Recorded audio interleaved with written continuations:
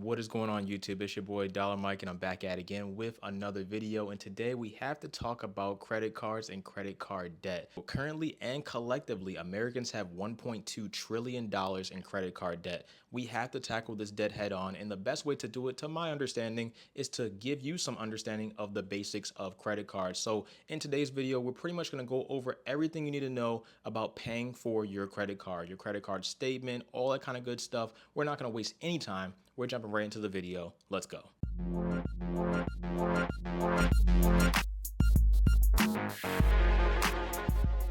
Let's break down my credit card statement in particular so we understand the 3 Ds, the do's, the don'ts, and the dates.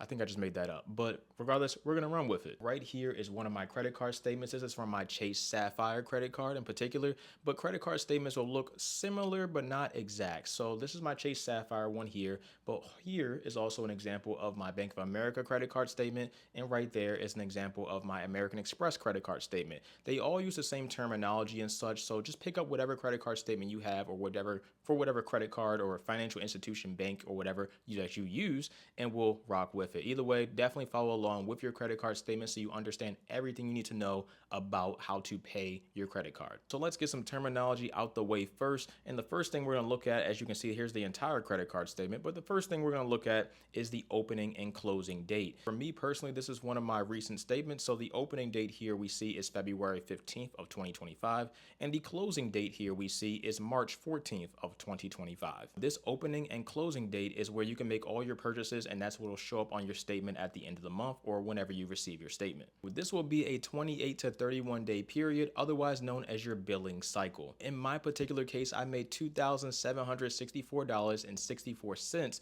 in purchases during those dates in particular. So that $2,764.64 would then reflect at the top of my statement, known as new balance or known as the statement balance. So of course we have to pay for it, and to pay for it we need to know when our payment due date is. And luckily it says it right there for us at the top. The payment due date for my particular payment is April 11th of 2025, and this date will stay the same as you go throughout the months of the year. So for me, it will be April 11th, May 11th, June 11th, July 11th, and you get the point, so on and so forth. On top of that, your payment due date will always be at least 21 days after your closing date. So we scroll back down and look at the closing date. My closing date was on March 14th. And this was a little bit over 21 days after March 14th, which is April 11th. So this time period between your closing date and your payment due date is known as the grace period. If you wish to change your payment due date, then you can do that by simply calling up your financial institution. In this case, I would call Chase and I would ask them to move my payment due date to another date. You can ask them for a date in particular if you want to. I would, and that's just that. So say, for example, I want to pay all my bills at the beginning of the month. So I want all my credit cards to be paid for by the beginning of the month, maybe April 5th or the 5th of every month. I would simply call up Chase and ask them to move my payment due date to the 5th of every month instead of the 11th of every month. And that way I can take care of all my bills in the forefront in the beginning of the month and be all good to go and have a clean slate to go and purchase and do whatever I want to do for that month. Now, you may be different. You may want to pay all your bills at the end of the month, but that's completely up to you. It's your life. Now, if we check the account summary section of my statement, we pretty much can see right here that I started the billing cycle off at a $0 balance. We know this because you can see what my previous balance was, a little bit over $3,600, and you can see what payments I made to that previous balance, which is also another $3,600, essentially paying it off in full. So I start fresh at zero for this particular billing cycle. And if you don't know, the billing cycle is that opening and closing date.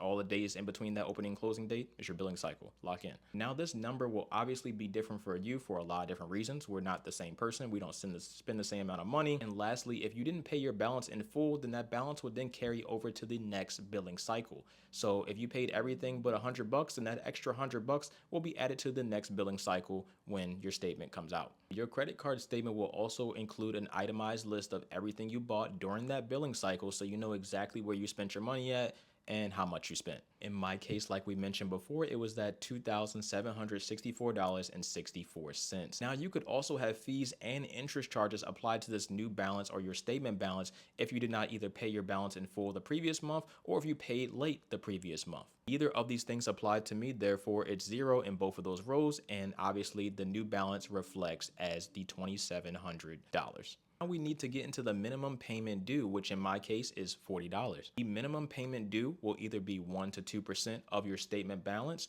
or it will be $25 to $40 from my experience. The bank is essentially telling me that you owe a minimum of $40 for this particular billing cycle. That's for making those $2,700 in purchases. You owe us at least $40. If you make just that $40 minimum payment, then the bank is going to go ahead and report that and keep your credit in good standing and pass that on over to the credit bureaus. And on top of that, they will not charge you a late fee, which in turn will improve your credit score for the long term. But this is exactly what you should not do. These numbers are really meant to deceive you, and a lot of people will see that minimum payment due as $40 and only pay the $40. Well, however, it's very clear on the Chase credit card statement. It says if you make only the minimum payment each period, you will pay more in interest and it will take you longer to pay off your balance. For example, if I only pay the minimum payment for this particular balance is $2,700 in purchases, it's going to take me 10 years to pay that off. And on top of that, I'm paying a total of $5,892 for something that I only paid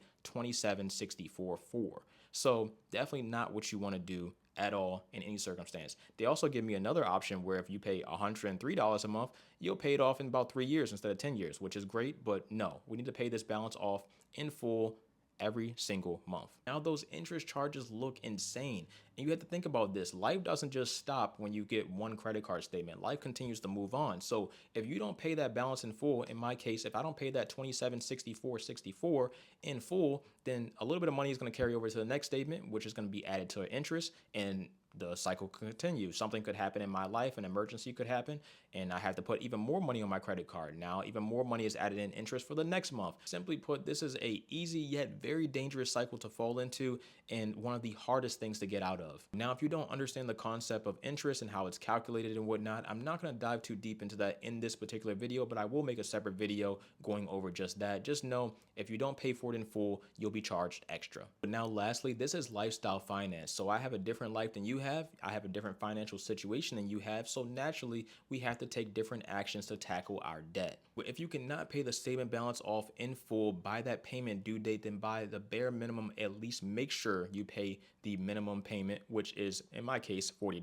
So just making sure at the bare minimum that you pay the minimum, you'll keep your credit in good standing, and you'll also dodge those late fees while you focus on a new way to go ahead and tackle that debt, which I'm gonna make a whole separate video for as well. But I also have some older ones. If you want to check them out, they'll be right up there. The new tackling credit card debt video that I'm going to release will have some information in it that's not in my previous video, but my previous video is definitely still worth it when it comes to just trying to knock out all that credit card debt as fast as you can.